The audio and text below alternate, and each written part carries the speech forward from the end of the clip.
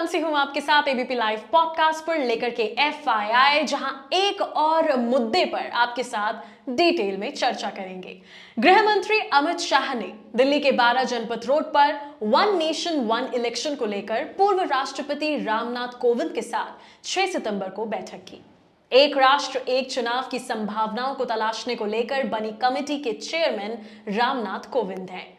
दरअसल केंद्र सरकार ने 2 सितंबर को कोविंद की अध्यक्षता में 8 सदस्यीय उच्च स्तरीय समिति के गठन का नोटिफिकेशन जारी किया था और तब से गरमाया मुद्दा एक राष्ट्र एक चुनाव यानी वन नेशन वन इलेक्शन का। ऐसे कयास भी लगाए जा रहे हैं कि 18 सितंबर से आने वाले संसद के विशेष सत्र में इसका ऐलान हो सकता है।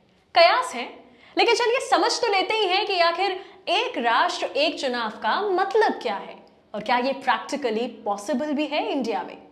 फायदे के बारे में कहा गया है कि एक देश एक चुनाव से चुनावों पे होने वाला खर्च कम होगा, मगर कितना, चलिए इसको भी समझते हैं। सेंटर फॉर मीडिया स्टडीज की एक रिपोर्ट में बताया गया है कि साल 1999 में जब लोकसभा चुनाव हुए थे तो इस पूरे प्रोसीजर में कुल 880 करोड़ रुपए खर्च हुए थे। वहीं इसके बाद 2004 के चुनाव में यह खर्च बढ़कर 1200 करोड़ हो गया। इसके बाद अगर हम 2019 के चुनाव के आंकड़े की बात करें तो इसमें करीब 6500 करोड़ रुपए का खर्च आया। इसके अलावा करोड़ों रुपए कैश पकड़ा जाता है। सरकारी खजाने पर पड़ने वाले असर की बात करें तो 2014 के लोकसभा चुनाव में करीब 3870 करोड़ रुपए का खर्च आया था। देश के पहले चुनाव के मुकाबले यह 370 गुना ज्यादा है। ठीक इसी तरह विधानसभा चुनाव में भी हर साल लाखों और करोड़ों रुपए पानी की तरह बहाए जाते हैं। सबसे बड़े राज्य उत्तर प्रदेश के विधानसभा चुनाव में करीब 4000 करोड़ रुपए खर्च हुए थे। लोगों को वोटिंग के प्रति जागरूक करने के लिए चुनाव आयोग की तरफ से करोड़ों रुपए के एडवर्टीजमेंट्स यानी विज्ञापन दिए जाते हैं। इसके अलावा अगर हम बात करें तो चुनाव में नियुक्त कर्मचारियों और बाकी चीजों पर भी करोड़ों रुपये खर्च होते हैं। चुनाव सैकड़ों करोड़ रुपए का बन जाता है। साल 2022 में चुनाव आयोग ने 5 स्टेट पंजाब, मणिपुर, उत्तर प्रदेश, गोवा और उत्तराखंड में हुए विधानसभा चुनावों में हुए खर्च के आंकड़े जारी किए थे। इन आंकड़ों के मुताबिक 500 करोड़ से ज्यादा की रकम चुनाव प्रचार में ही खर्च हो गई थी। चुनाव आयोग की रिपोर्ट के मुताबिक बीजेपी ने 340 करोड़ यानी 340 करोड़ रुपए और कांग्रेस ने 190 करोड़ रुपए खर्च किए थे।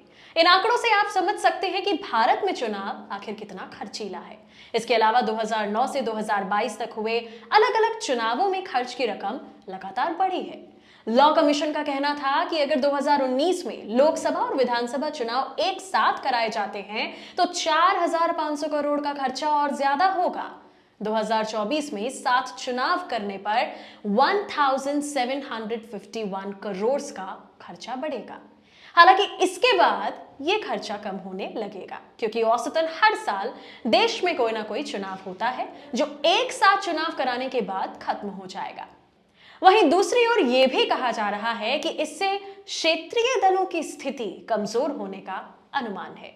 2015 में आईडीएफसी संस्थान की तरफ से की गई स्टडी में पाया गया कि अगर लोकसभा और राज्यों के चुनाव एक साथ होते हैं यानी कि वन नेशन वन इलेक्शन अगर लागू होता है तो 77% पॉसिबिलिटी है कि मतदाता एक ही राजनीतिक दल या गठबंधन को चुनेंगे, ऐसा एक्सपर्ट्स का मानना है। साथ ही भारत एक बड़ी जनसंख्या वाला देश है और एक देश एक चुनाव के लिए ये बड़ी तादाद में सिक्योरिटी, ईवीएम, रिसोर्सेस की जरूरत पड़ेगी जिस पर भी खर्चा होगा। सवाल यह भी है कि कैसे यह लागू किया जाएगा, मतलब क्या कोई प्रोविजन है भी ऐसा?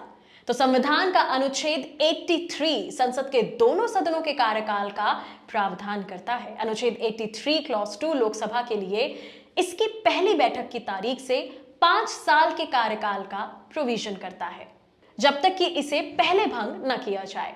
अनुच्छेद 172 क्लॉज 1 राज्य विधानसभा के लिए उसकी पहली बैठक की तारीख से 5 साल के कार्यकाल का प्रावधान करता है।